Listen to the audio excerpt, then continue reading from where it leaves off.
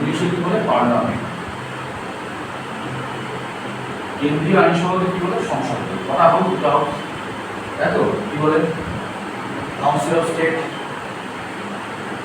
Council of states, যেটাকে আমরা এক কথা বলি রাজ্যসভা।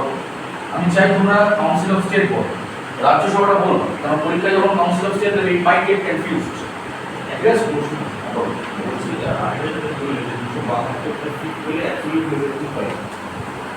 তো আমরা তো এখানে দেখি যে অনেকগুলো পার্টি যেমন ওই এনডিএ বলুন, এখন ইন্ডিয়ার জোট যেটা অ্যালায়েন্স টাইপের হয়ে আছে, ওগুলো পলিসি।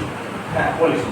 তো ওরা 272টা যদি এমন একটা কন্ডিশনে কাজ করতে পারে যে 500 সিটের মধ্যে 272টা কম হয়, হ্যান্ড পার্লামেন্ট যেটা রিসেন্টলি করে, সেক্ষেত্রে কি করে? মানে যদি কোনোভাবে 272 পেল না, একটা সিট দেখা প্রশ্নটা খুব ভ্যালিড প্রশ্ন। বড় কথার কথা, ম্যাজিক ফিগারটা কথা বলুন 252। যে দল পাবে অ্যাবসলিউট মেজরিটি বা যে কোয়ালিশন দলগুলো রয়েছে তারা পেলে হলো। কিন্তু ধরো এমন সিচুয়েশন হলো যে একটা দল সে হাইয়েস্ট পেয়েছে কিন্তু 240 পেয়েছে। একটা দল ধরো সে হাইয়েস্ট পেয়েছে, সবচেয়ে বেশি সিট পেয়েছে 240, কিন্তু ক্ষমতা আসার জন্য যে সিটটা দরকার, তার যে সংখ্যাগরিষ্ঠতা দরকার সেটা তার কাছে নেই। তাহলে কি হবে? এবার এখানে দুটো জিনিস হতে পারে। এক, হয় আবার নির্বাচন হবে, সংবিধানে বলা আছে আবার নির্বাচন হবে, কেন জনগণের দ্বারা যতক্ষণ একজন প্রকৃত অস্ত্রে নির্বাচিত না হচ্ছে আবার নির্বাচন হতে হবে।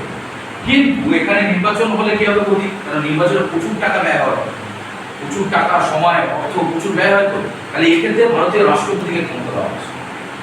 ভারতের রাষ্ট্রপতি এক্ষেত্রে কি করতে পারে? তিনি যদি চান যে দল সবচেয়ে বেশি সিট পেয়েছে তাকে ক্ষমতায় আসার জন্য বা সরকার গঠনের জন্য আহ্বান করতে পারে।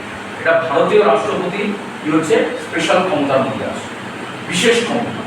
বুঝছো? এই যে আমরা অনেক সময় বলি না যে রাষ্ট্রপতি, আমি যেমন আমাকে এই প্রশ্নটা করা হয়েছিল যে do you consider the president of India as a titular head or not? মানে এই যে আমরা কথায় কথায় বলি রাষ্ট্রপতি হচ্ছে তিনি নামমাত্র শাসক, এটা কিন্তু প্রকৃত অর্থে সঠিক নয়।